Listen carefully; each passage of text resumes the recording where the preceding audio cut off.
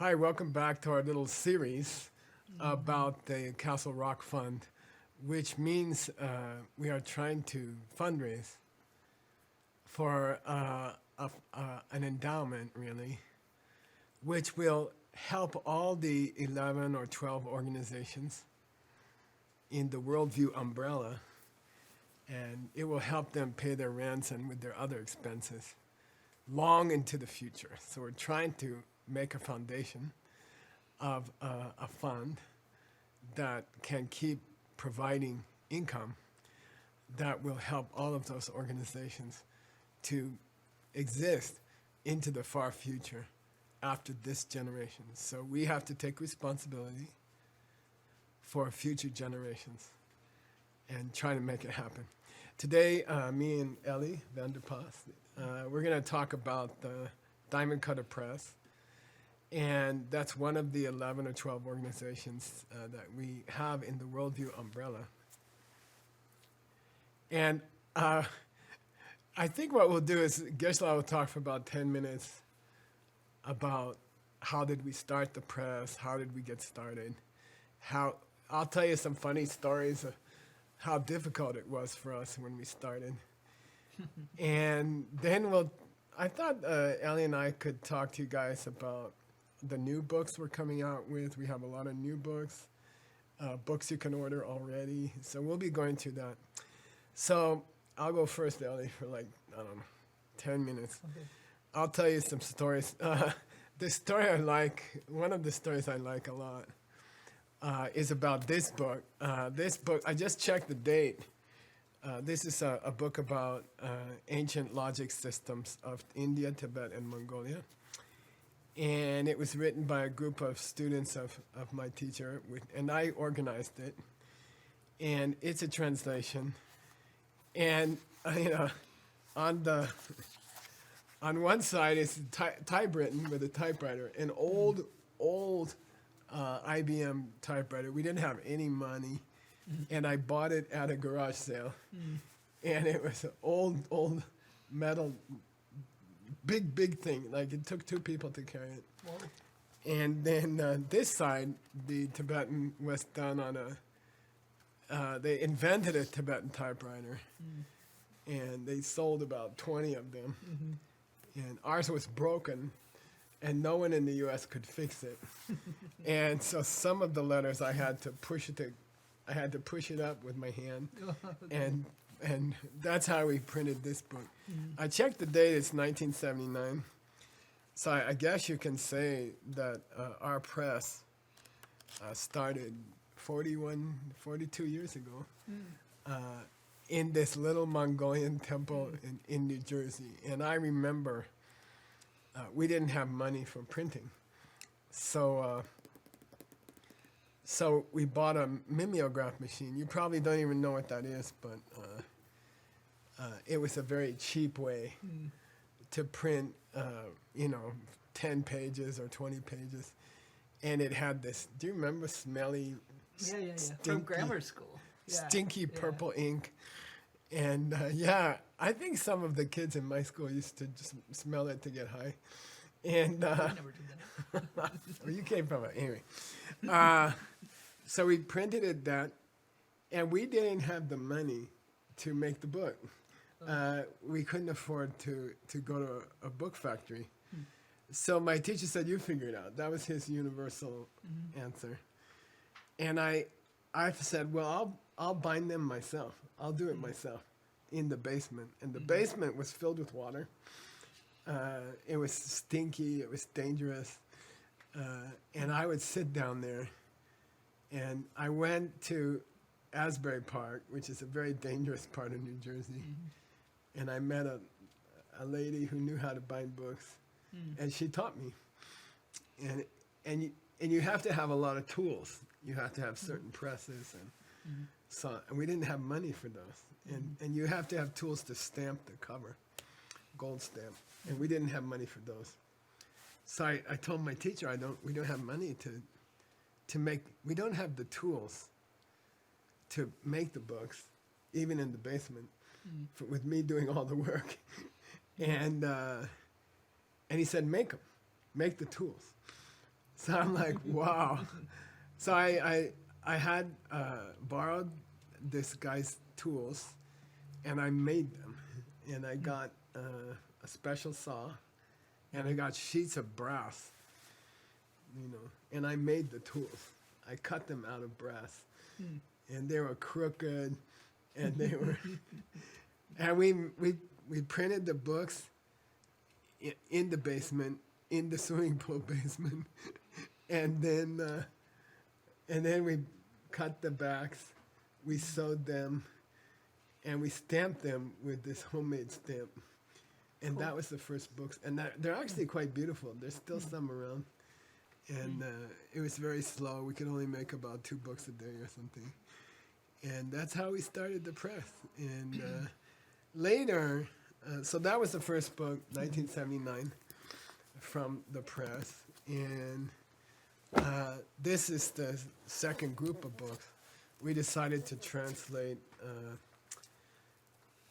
We had this idea to make a book that you could carry around, and that would be easier for everybody.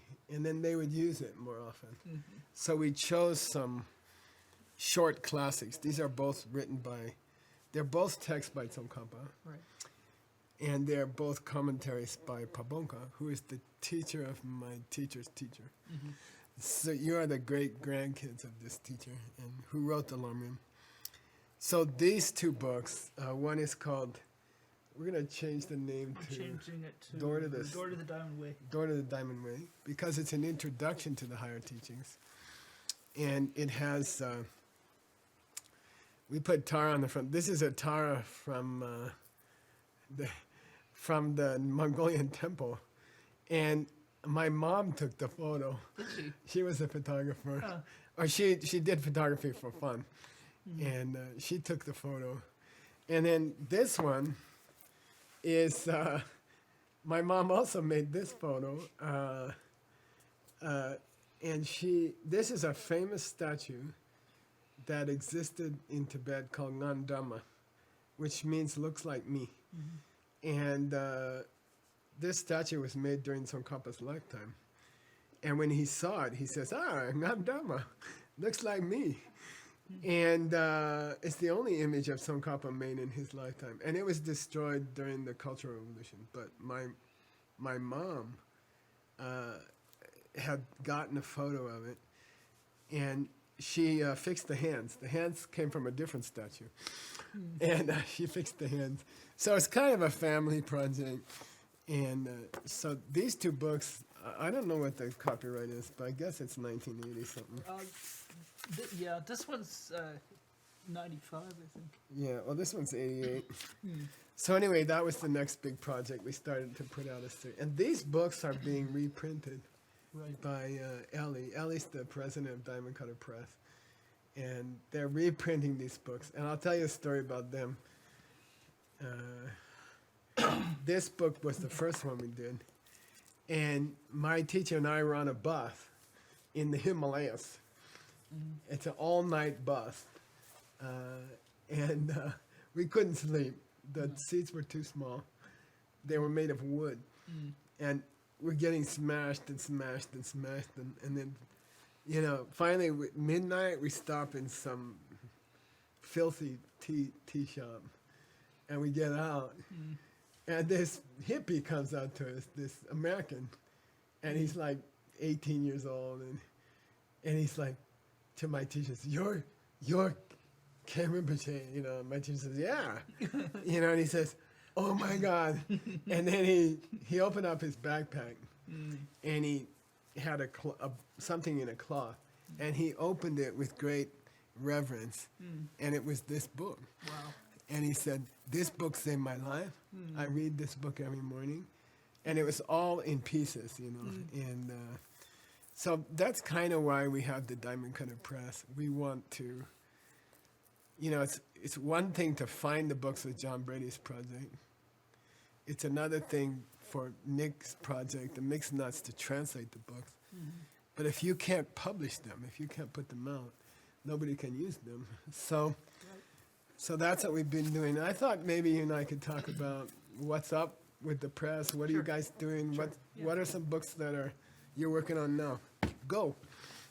Well, this one we just reprinted, Wow. How Yoga Works. Nice. And What's it about?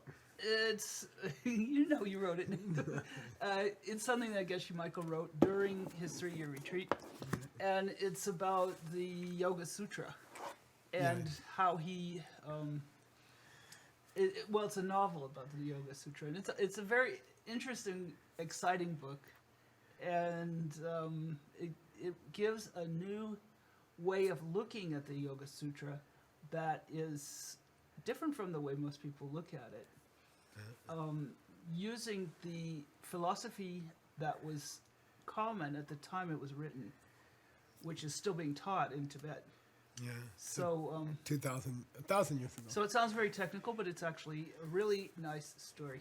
This is a great way to learn yoga philosophy in a story, and you can relax and read the story. This book is extremely popular. It was very, very high on Amazon, and Yeah, it still is. it's cool. Yeah. Okay. The first time it was printed, it had a yellow cover. Yeah. So if you see this one and you already have the yellow one, don't get this one because it's the same book. Yay. Okay. Okay. Talk Okay. about the next book. So here is, this one is, it's something that we published before, but it hasn't quite come out again. But we do have a bunch of copies, and they're available on our website, and which we'll put up the link later. And this is something that Gese Майкл wrote along with a friend of his, Dr. Wu, Yeah. who it's the whole idea is trying to improve the relationship between our two countries by talking about Which two countries? China and the U.S. Yeah. by talking about how the people, it's kind of a cultural thing about what the people are interested in and how they think. And so it's basically, the whole idea is to cut through the various misunderstandings between the two countries. And it's also very fun, because these books always are. The subtitle is The Death of Global Competition, and it's a proposal about how we can stop competition between two countries, China and the U.S., but also all other countries. So you can use it for any country. What's your next one? Well, this one's something that was written about, when was that written? About 10 years ago? Yeah. And it's called the the Karma of Love. And it's 100 questions about just various questions about relationships and answers based on the Tibetan philosophy. Yeah, the ancient wisdom. Ancient wisdom. Yeah. And it also has, I was in charge of the illustrations, and they're all kind of, so it has a lot of illustrations, and it's very interesting. You could look up, if you have a question, you can look up and get an answer, and it's something you could keep by your bedside and just read a chapter every day or something like that. Yeah, the key to this book is the index at the back. So any problem you're having, relationship problem, or you're looking for a relationship, you just look it up in the back. Like I'm looking here, relationships and addictions, intimacy in relationships, things like that. Okay. So It's not just partnership relationships either. Yeah, It's all business. kinds of business relationships, family relationships, and things like that. I always say this book is so thick. By the way, we made it smaller so you could carry it in your purse, or you could carry it around in your briefcase. Or your backpack. But it's big enough that if you don't, you can't use it to get along with your partner. You can hit your partner with them. It's just as Yeah, good. yeah, it has All a right. sharp edge. Next book. Okay, so do you want to? Oh, I'll talk about this book. King of the Or Dharma. King of the Dharma, Yeah, yeah. this book. Some of you guys have seen it. I lived in a Mongolian temple, small Mongolian temple, for 30 years. They had an extremely rare set of paintings of the whole life of Tsongkhapa, who's probably the greatest writer in the last 2,000 years. And so this is a book of paintings they had a very rare set of paintings, and we located the story. Sorry, that's not the paintings. Here's one. Yeah, we found the ancient woodblock carving that explains all the paintings and what's happening in the different paintings. So, I know you can go through, and you actually have the ancient book here and the translation, and then you have the painting. And at the beginning of each section, where is that? So here's a nice page. These are all the different events of Tsongkhapa's life. And it's amazing, and it's extreme. It took 15 years to finish this book. So there's the whole painting, and then we break down the painting, and we give you what's happening in each. So that's a great, and the first part of the book is explaining the ideas of his life, and the example, the example that he gives us, okay, and excuse me. So it is a practical book. Okay, next one. I just wanted to say this book is scheduled to come out as a paperback. Yeah, The cheaper. hardcovers were sold out, Yeah. but that's scheduled to come out soon as a paperback. Next book. Next book, 10 Biggest Mistakes. Yeah, there's a book that I had the honor of writing with a very famous Russian author named Mirza Karim Norbekov. And we wrote the book together. And it's called The 10 Biggest Mistakes You Can Make in Your Life and How to Not Make Them. So Right, yeah. we're both about the same age, and we both made a lot of mistakes in our lives. And we thought if we wanted to write a book together. And we wrote a book about how the mistakes we made when we were young and foolish, and then how you can avoid those mistakes. I don't think you can teach someone who's young and foolish how not to be young and foolish, but we tried. And it's called The 10 Biggest Mistakes. It's a great book. Okay, and I think I'm happy about the book I wrote with Dr. Eric Wu, because it's really a book. It's a cooperation between China and the U.S. And Dr. Norbekov's book is a cooperation between a famous Russian author and from a Muslim culture, and then we can try to understand each other better. That's Okay. great. Yeah. What's the next one? Now we have a whole different section of what we call Diamond Cutter Classics. And these are all translations from the Mixed Nuts translation course. And so already 2 of them have been published. Okay. Part of it is a fundraiser.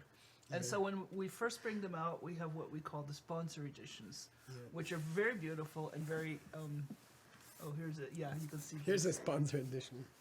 This is 2 books in here. Yeah. So actually, this is a combination of a translation of ancient book and a fundraiser. And this is how we pay to translate the book. To sponsor the translators, yeah. Yeah. So we ask for extra charge. What are these books? What are they? Yeah, you worked on one of them. I worked on Your both of name them. is on My this name book. is on both of them. Okay.